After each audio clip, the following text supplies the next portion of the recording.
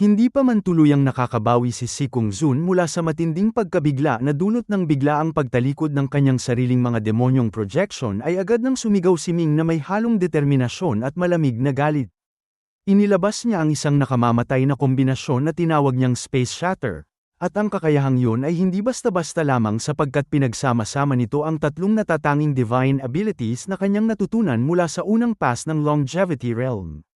Kabilang dito ang Great Cutting Technique na may kapangyarihang maghiwa ng espasyo sa pinakapino nitong anyo, ang Great Folding Technique na kayang magtiklop ng mga dimensyon ng paulit-ulit upang lumikha ng masalimuot na pagkakabaluktot, at ang Near Yet Far Secret Technique na lumilikha ng isang ilusyon ng distansya na kahit ang pinakamalakas na nilalang ay hindi kaagad mauunawaan.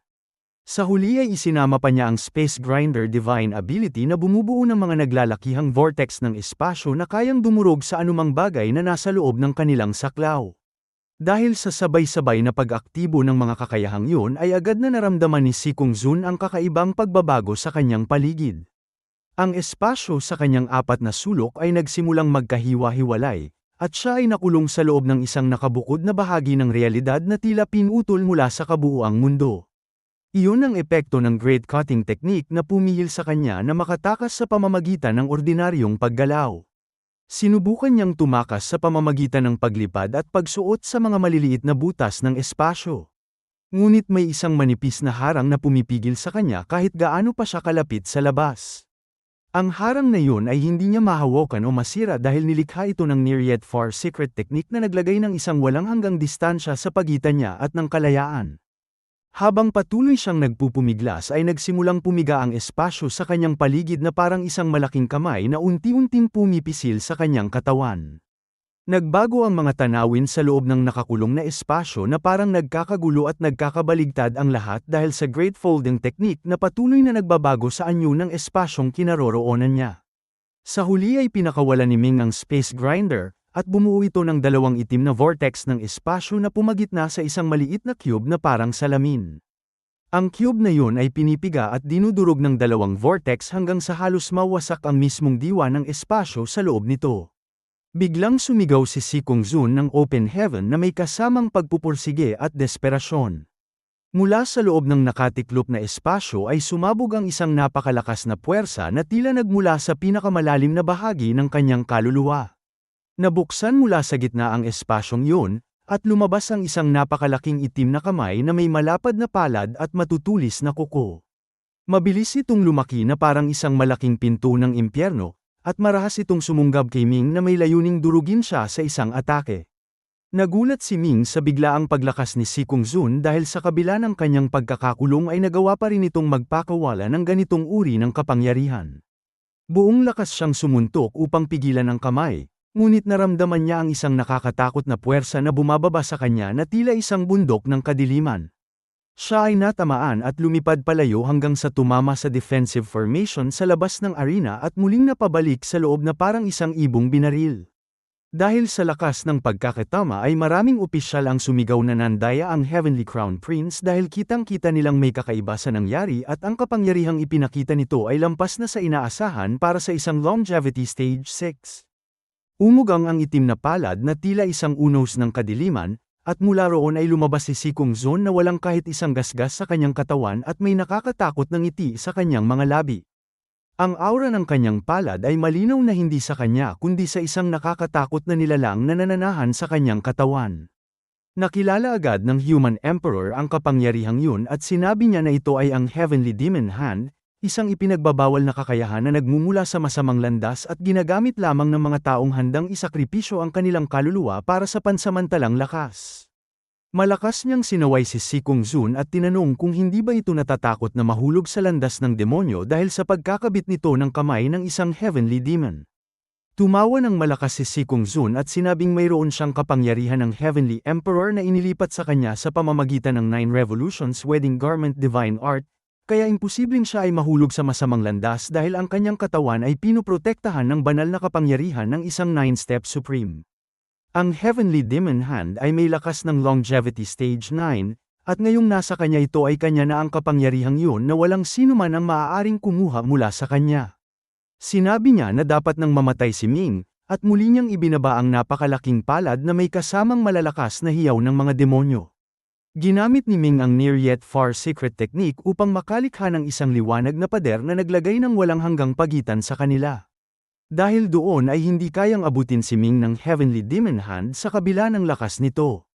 Ngunit malamig na sinabi ni Si Kung Zun na titingnan niya kung gaano katagal makakatagal si Ming sa ilalim ng walang tigil na pag-atake. Sunod-sunod na hamampas si Kung Zun sa hangin na tila isang nagngangalit na Diyos ng digmaan. Ang nakakatakot na puwersa ng Heavenly Demon Hand ay nakapasok pa rin sa malayong distansya at tumama kay Ming sa kabila ng proteksyon ng pader. Dahil doon ay nagsuka ng dugo si Ming at nanghina ang kanyang katawan na parang isang punong binagyo ng malalakas na hangin. Galit na galit ang mga ministrong tapat sa Human Emperor dahil kitang-kita nilang nilalabanan ng kanilang Crown Prince ang isang kalaban na may hindi patas na kapangyarihan at tila walang katapusang enerhiya. Ngunit nanatiling walang ekspresyon ang Human Emperor at Earthly Emperor dahil wala namang nilabag na patakaran si Kung Zun. Kahit pa gumamit ito ng Heavenly Demon Hand ay hindi pa rin yun maituturing na paglabag sa mga alituntunin ng labanan sapagkat ang Position Seizure Battle ay bukas sa lahat ng uri ng kakayahan maliban na lamang kung direktang ipagbabawal ng Heavenly Will.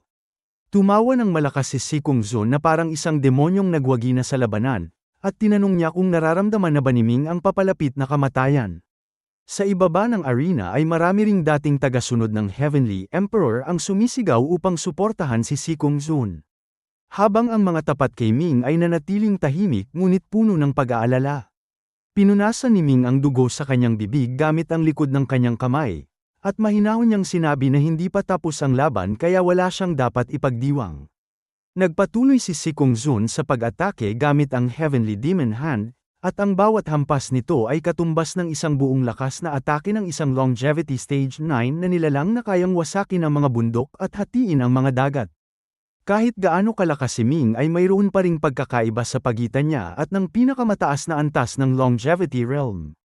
Hindi nagtagal ay nasugatan siya ng husto sa sunod-sunod na mga hampas hanggang sa may narinig na malakas na basag sa hangin at ang near yet far secret technique ay tuluyan ng nawasak na parang salamin na nabasag ng bato. Nang makita yun ni Kung Zun ay agad niyang inilabas ang pinakamalakas na hampas ng Heavenly Demon Hand upang tapusin si Ming na may kasamang pag-asa na sa wakas ay matatapos na rin ang labanan. Ngunit sa halip na matakot ay ngumiti si Ming at mahinang sinabi ang Invincible Body, isang kakayahang nagliliyab sa kanyang katawan ng ginintoang apoy. Ang Invincible Body ay isang espesyal na kakayahan ng kanyang katawan na natutunan niya noong maging ganap ang kanyang Golden Body sa pamamagitan ng matinding pagsasanay at pag-unawa sa mga batas ng katawan at espiritu. Noong hindi pa siya martial god ay kaya na siyang iligtas ng kakayahang ito mula sa mga kalaban na nasa Longevity Stage 5. Noong nasa Low Martial Stage na siya ay kaya rin siyang iligtas nito mula sa mga nasa Longevity Stage 8 at 9. Ngayong nasa Divine Martial Stage na siya ay mas lalong lumakas ang Invincible Body at kaya nitong tumagal ng mas matagal kaysa dati. Isang gininto ang apoy ang nagliyab sa kanyang katawan na parang araw na sumisikat sa gitna ng dilim, at pinigil nito ang lahat ng uri ng pag-atake na nagmumula sa Heavenly Demon Hand. Nang hawakan ng itim na palad ang gininto ang apoy ay agad itong umusok at nagsimulang matuno na parang yelo sa ilalim ng sikat ng araw. Napaatras si Kung Zun at napasigaw sa gulat dahil hindi niya inaasahan ang ganitong kapangyarihan mula kay Ming na akala niya ay mahina lamang. Dahil sa Invincible Body ay nagkaroon ng pagkakataon si Ming na umatake ng tuloy-tuloy. Ginamit niya ang Shadowless Sky-Breaking Fist na nagpapakawala ng mga suntok na hindi nakikita ng mata, ang Grade 5 Element Suppression Technique na nagpapababa ng 5 elemento upang pigilan ang kalaban. At ang Killing Cube na bumubuo ng isang cube ng kamatayan sa paligid ng target. Ang tatlong ito ay pinagsama-sama ni Ming sa isang nakamamatay na kombinasyon na nagdulot ng napakaraming liwanag na bumaba kay Kung Zun. Sunod-sunod na malalalim na hukay ang lumitaw sa katawan nito na parang mga bunganga ng bulkan, at hindi na ito nakalaban at puro depensa na lamang ang nagawa habang pilit na iniiwasan ang mga susunod na atake. Nang mas lalo pang lumakas ang loob ni Ming ay inilabas niya ang Startling God Sword, isang banal na sandata na naglalabas ng nakakasilaw na liwanag na pumuno sa buong arena. Dahil sa liwanag na yun ay nagsimulang malagas ang buhok, kilay, at damit ni Kung Zun, at pati ang balat nito ay nagdugo mula sa mga maliliit na sugat na likha ng talam ng espada. Sinubukan ni Si Kung Zun na gumamit ng mga malalakas na atake upang makapaghiganti, ngunit hindi man lamang nasaktan si Ming dahil sa invincible body na patuloy na naglalagay ng proteksyon sa kanyang katawan. Ang natitirang oras ng invincible body ay umabot na lamang sa 33%, ngunit si Kung Zun ay sugatan na rin ng husto at halos hindi na makagalaw ng maayos. Dahil sa kapangyarihan ng Heavenly Emperor na nasa kanya ay hindi siya agad mamatay, ngunit halos wala na siyang natitirang lakas upang magbanta kay Ming. Sa huli ay ginamit ni Ming ang Eternal Strike na kanyang pinakamalakas na atake. Sumanib ang kanyang katawan sa Startling God Sword upang maging isang napakaliwanag na liwanag ng espada na lumipad mula sa itaas na parang mula sa malayong langit. Habang papalapit ay lalong lumiit ang liwanag na yun hanggang maging isang napakapinong karayom na may dulo na kayang tumagos sa anumang depensa. Tumusok ito sa pagitan ng mga kilay ni Si Kung Zun na siyang pinakamahina na bahagi ng kanyang katawan. Ang Eternal Strike na ito ay isang mas malakas na bersyon ng dati niyang Eternal Strike na isinama niya sa maraming malalakas na kakayahan mula sa pamana ng human ancestor upang lumikha ng isang atake na hindi kayang pigilan ng kahit sino. Nang tumama ang pinong karayom na yun ay biglang natulala si Kung Zun at naging parang estatwa ang kanyang mukha na walang anumang emosyon. Maya-maya ay sumabog ang kanyang katawan mula sa loob na parang isang bulaklak na biglang bumukadkad sa gitna ng apoy, at nagkalat ang kanyang mga laman at dugo sa buong arena. Mula sa dugong yun ay may isang liwanag ng espada ang lumabas at naging anyo ni Ming na buo at matatag. Isang matinis na boses ang umalingaw-ngaw mula sa kawalan na tila nagmumula sa kabilang dimensyon. Iyon ang life imprint ni Si Kung Zun sa ikalawang dimensyon na nagsasabing hindi siya nito palalampasin at balang araw ay babalik siya upang makapaghiganti sa lahat ng kanyang mga kalaban. Ngunit alam ni Ming na kahit muling mabuhay si Kung Zun sa hinaharap ay hindi na ito makakahabol sa kanyang magiging kalakasan dahil sa patuloy na pag-unlad ng kanyang martial Dao at sa walang hanggang potensyal na taglay niya. Ipinagpag ni Ming ang kanyang espada upang alisin ang mga natirang dugo, at mahinahon niyang sinabi na handa niya itong hintayin sa anumang oras. Matapos mapatay si Kung Zun ay kusang nawala ang defensive formation sa paligid ng arena na parang isang kurtina na itinaas. Bumaba si Ming mula sa arena, at tuwang-tuwang sumigaw ang mga opisyal na tapat sa kanya na nagpapakita ng kanilang kagalakan sa tagumpay.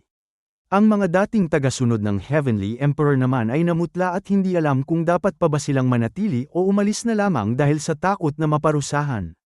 Si Ji Sheng naman ay nanatiling kalmado, at siya pa ang unang bumati kay Ming na may kasamang pagbati ng paggalang. Pagkatapos ay muli siyang nagsalita na kapag nailagay na ang Human Crown Prince ay kailangan pa nitong dumaan sa isang pagsubok na inihanda ng mga opisyal. At umaasa raw siyang malalampasan ito ng Crown Prince ng ligtas.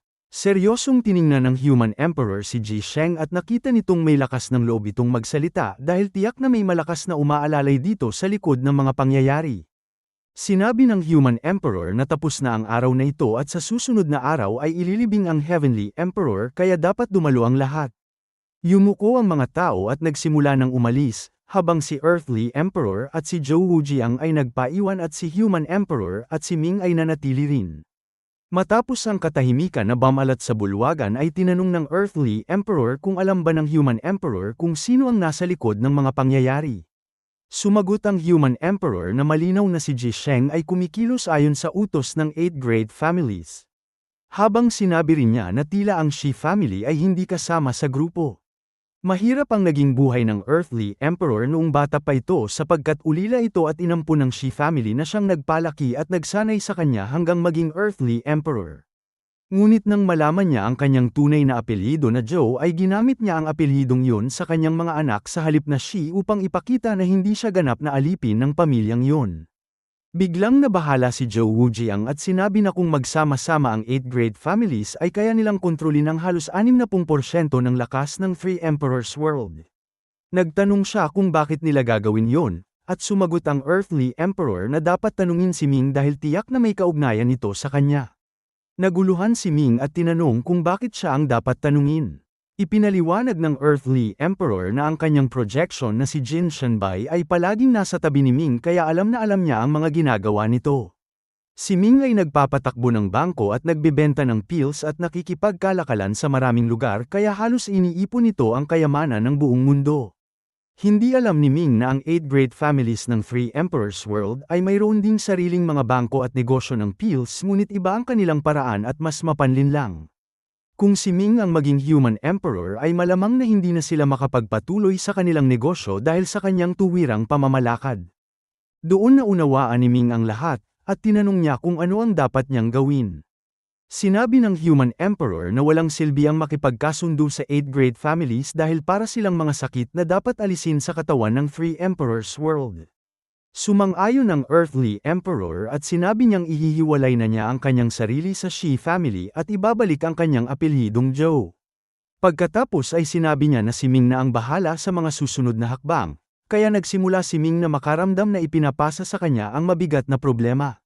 Bago umalis ang earthly emperor ay pinaalalahanan nito si Ming na mag-ingat sa pagsubok ng mga opisyal, at pagkatapos ay umalis na ito habang bumalik naman sina human emperor at Ming sa human emperor palace upang magpahinga at maghanda para sa mga susunod na pangyayari.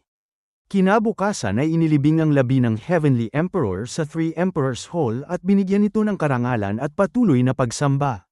Sa ikatlong araw ay formal na umupo ang earthly emperor bilang bagong heavenly emperor. At sa ikaapat na araw ay naging earthly emperor naman ang dating human emperor. Sa ikalimang araw ay si Ming na ang sasailalim sa pagsubok bago siya tuluyang maging human emperor. Sa araw na iyon ay nagtipon sa pangunahing bulwagan ang mga opisyal na pinamumunuan ni Ji Sheng, ang mga pinuno ng mga angkan, ang mga Diyos ng iba't ibang lugar, at ang mga pinuno ng mga pamilya. Mahigit kalahati ng mga naroon ay tila kampi sa 8 great families kaya kitang-kita kung gaano kalakas ang kanilang impluensya sa buong Three Emperors World. Unang pagkakataon nito ni Ming na maupo sa ganoong kataas na posisyon. Nakasuot siya ng dilaw na damit ng Crown Prince na may tahi ng 5 kuko na dragon at may gintong korona sa ulo. Bagaman hindi pa siya ganap na human emperor ay mayroon na siyang kapangyarihan bilang pinuno. Tumayo si Ji Sheng at magalang na sinabi na dapat nang harapin ng Crown Prince ang pagsubok. Tinanong ni Ming kung ano ang nilalaman ng pagsubok na iyon. Nakangiting ipinaliwanag ni Ji Sheng na dati ay ginagawa lamang ang pagsubok bilang formalidad, ngunit sa pagkakataong ito ay nais nilang seryosohin ito, at hinati nila ang pagsubok sa 3 bahagi. Ang unang bahagi ay susubok sa kakayahan ni Ming na magdesisyon sa mga komplikadong sitwasyon dahil ang isang human emperor ay namamahala ng napakaraming tao. Ang ikalawang bahagi ay susubok sa kanyang kakayahang protektahan ng sarili dahil dapat kaya ng isang emperor na makaligtas sa mga pagtatangkang pagpatay. Ang ikatlong bahagi ay susubok sa kanyang swerte o kapalaran dahil ang swerte ng isang pinuno ay dapat sumabay sa swerte ng kanyang mga mamamayan. Tinanong ni Ming kung ano ang mga eksaktong gagawin. Ipinaliwanag ni Ji Sheng na sa loob ng 15 minuto ay magkakaroon ng maraming malalaking pangyayari sa Three Emperors World at kailangang harapin ito ni Ming. Kasabay nito ay may mga lilito na artipisyal na assassin na susubok sa kanyang kakayahang ipagtanggol ang sarili. Pagkatapos ay kailangan niyang pumasok sa Undying Mountain upang makipagkumpetensya sa mga bayani ng mundo. Ang unang 2 bahagi ay hindi gaanong ikinabahala ni Ming dahil alam niyang kaya niyang lutasin ang mga ito gamit ang kanyang chaos calculation method na nasa ikalimang antas na at kayang magproseso ng napakaraming impormasyon sa isang iglap. Ngunit nang mabanggit ang Undying Mountain ay naging seryoso agad ang kanyang ekspresyon. Ang Undying Mountain ay isang kilalang ipinagbabawal na lugar na nagbubukas lamang ng 3 araw bawat taon. Sa loob ng 3 araw na iyon ay maaaring pumasok ang sinuman. Ngunit may isang alituntunin doon na naglilimita sa lahat. Ang taong may pinakamalakas na kapalaran ay maaaring sumipsip ng swerte ng mga mas mahihina, habang ang mga mahihina naman ay unti-unting mawawalan ng swerte hanggang maging mga malas na nilalang na gumagala sa Undying Mountain magpakailanman. Bawat taon ay maraming tao ang pumapasok doon, ngunit iisa lamang ang nakakalabas. Ang taong yun ay palaging nagiging isang napakadakilang tao o pinakamalakas na nilalang sa kanyang mundo.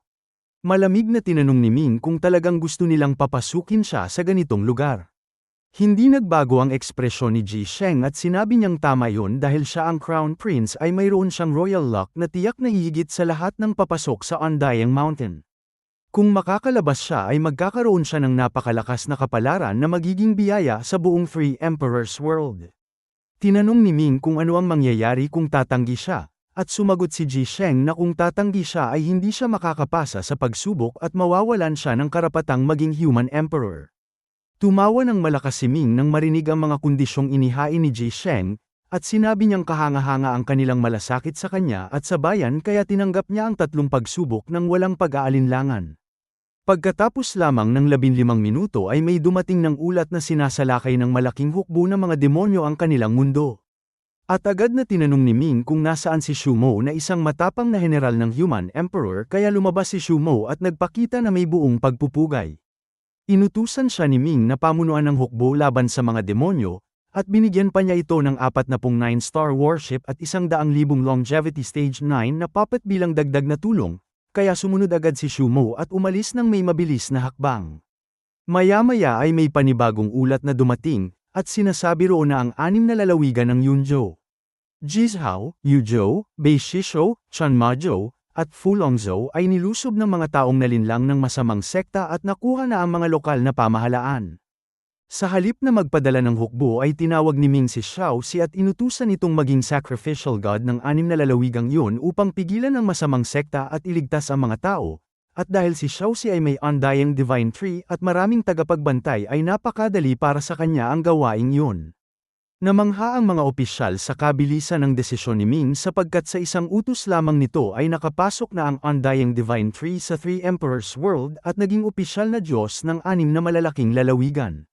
At lalong nang hinayang ang marami sa kanila dahil mayroon silang mga negosyo sa mga lugar na yun na tiyak na maaapektuhan ng bagong pamamalakad.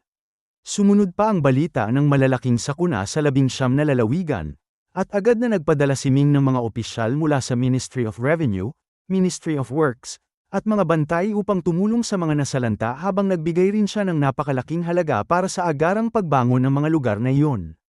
Sunod-sunod ang mga problemang dumating at bawat isa ay tila sadyang ginawa upang mahirapan si Ming.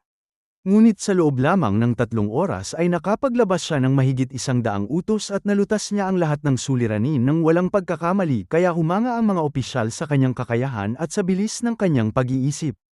Nang akala ni Ming na tapos na ang unang bahagi ng pagsubok ay may isang lalaking duguan ang biglang dumating at nagulat na nag-alsa ang mga Imperial Guard at pinatay ang batang prinsesa. At dahil kamakailan lamang ay nagkaroon ng anak na babae si Long Waner at labis niya itong minahal ay agad na bumaba si Ming mula sa kanyang upuan upang tingnan ang sanggol na dala ng nagulat. Ngunit nang malapit na siya ay biglang inihagis ng lalaki ang balabal na dala nito at nagkalat ang itim na liwanag sa paligid. Kaya agad na pinalabas ni Ming ang invincible body at sinunog ng gininto ang apoy ang lahat ng itim na liwanag na iyon. Ang lalaki naman ay bumunot ng punyal at tinangkang saksakin si Ming. Ngunit sumigaw si Ming ng utos na umatras at mabilis niyang sinaksak ng kanyang espada ang lalaki, at isang malakas na puwersa ang nagpalipad dito paatras hanggang bumagsak ito sa malayo at hindi na muling nakabangon.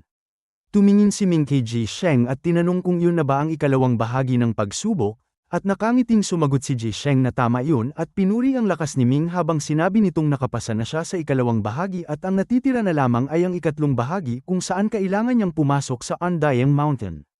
Idinagdag pa ni Ji Sheng na sa araw na ito mismo magbubukas ang Undying Mountain, at pagkatapos ay tumayo siya at naglabas ng isang maitim na pinto mula sa kanyang damit na ipinaliwanag niyang tinatawag na Two Realms Gate kung saan kapag pumasok si Ming doon ay direkta na siyang mapupunta sa Undying Mountain, kaya hindi na nag-atubili si Ming at agad siyang pumasok sa pinto. Samantala sa isang malaking bulwagan ng Shi family ay may 8 tao na nakaupo, at ang 8 ito ay ang mga pinuno ng 8 great families ng Three Emperors World na pawang nasa antas ng Longevity Supreme na hindi mas mababa sa 3 emperors habang hindi malinaw ang kanilang mga mukha. Sinabi ng isa sa kanila na pumasok na si Ming sa Undying Mountain, at sinabi naman ng ikalawa na pumasok na rin ang taong kanilang inihanda para roon, habang sinabi ng ikatlo na ang taong yun ay isang baliw na 39 na beses nang pumasok sa Undying Mountain at nakasipsip na ng swerte ng mahigit 1,000,000 tao kaya walang sino man ang may mas malakas na kapalaran kaysa sa kanya. Hindi man lang sila gumastos para kumbinsihin ang taong yun dahil nang malaman nito na papasok ang Human Crown Prince ay agad itong pumayag. At sinabi pa nila na kapag nakapasok na si Ming ay tiyak na masisipsip ang kanyang swerte at magiging isang walang kapalarang patay na naglalakad.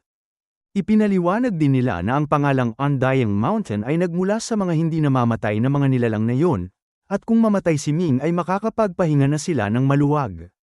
Nang pumasok si Ming sa itim na pinto ay naramdaman niyang nawala ang lupa sa ilalim ng kanyang mga paa at patuloy siyang bumagsak sa kawalan, at pagkaraan ng ilang sandali ay nakakita siya ng liwanag hanggang sa tumuntong ang kanyang mga paa sa bato kung saan nakita niya ang paligid na puno ng itim na mga bundok at bato. Walang kahit isang tanda ng buhay dito at ang hangin ay puno ng malamig na aura ng kawalan ng pag-asa, at naramdaman ni Ming ang isang nakakatakot na puwersa na pumipigil sa kanya at patuloy na humihila ng isang bagay mula sa kanyang katawan na tila ang kanyang kapalaran. Hindi siya nag-alala dahil sa sandaling may makuha ito sa kanya ay agad na isinara ng eternal power ang kanyang katawan upang wala nang tumagas pa. At isa sa mga dahilan kung bakit siya pumayag na pumasok sa Undying Mountain ay dahil alam niyang hindi siya maaapektuhan ng mga alituntunin nito gamit ang eternal power. Katulad ito ng nangyari sa kanya sa trial ground noon kung saan ang ibang tao ay nawalan ng lakas ngunit siya ay nanatiling ligtas, at napansin niyang napakalakas ng puwersang humihila sa kanyang kapalaran kaya naisip niyang marahil ay may isang tao sa loob ng Undying Mountain na may mas malakas na kapalaran kaysa sa kanya. Lumipad si Ming upang hanapin ang tao na yon, at dahil hindi naman gaanong kalaki ang Undying Mountain ay mabilis siyang nakagalaw sa buong lugar. Sa kanyang paglalakbay ay nakita niya ang maraming mga patay na naglalakad na walang direksyon. At ang mga ito ay may mga punit-punit na damit at natatakpan ng alikabok na tila ilang daang taon nang gumagala dito. Mayroon ding libu-libong bagong naging ganoon na tila kamakailan lamang nawala ng kapalaran, at kapag nawala ng kapalaran ang isang tao ay nawawala na rin ang kanyang tadhana at wala na siyang pag-asang makaalis dito. Bukod sa mga nilalang na yun ay may isang kabataang lalaki na nakaupo sa tuktok ng bundok at nakangiting nanunood sa mga patay na naglalakad, at nang makita niya si Ming na lumilipad ay biglang nagbago ang kanyang ekspresyon dahil mabilis siyang tumayo at malakas na nagtanong kung paano nakakalipad si Ming sa loob ng Undying Mountain. Pinagmasdan ni Ming ang kabataan at nakita niyang hindi ito mahina sapagkat ito ay nasa longevity stage 4 at may kakaibang lakas ng kapalaran na halos madama ng sinuman. Kaya malamig na sinabi ni Ming na ngayon ay nauunawaan na niya kung bakit siya ipinadala dito dahil kung hindi pumasok ang taong ito ay maaari pa itong maging dakilang tao sa hinaharap dahil sa kanyang napakalakas na kapalaran ngunit dahil pumasok ito ay tiyak na kailangan na itong mamatay. Walang anumang ingay na ginawa si Ming at agad siyang sumanib sa kanyang espada at ginamit ang Eternal Strike upang salakayin ang kabataan.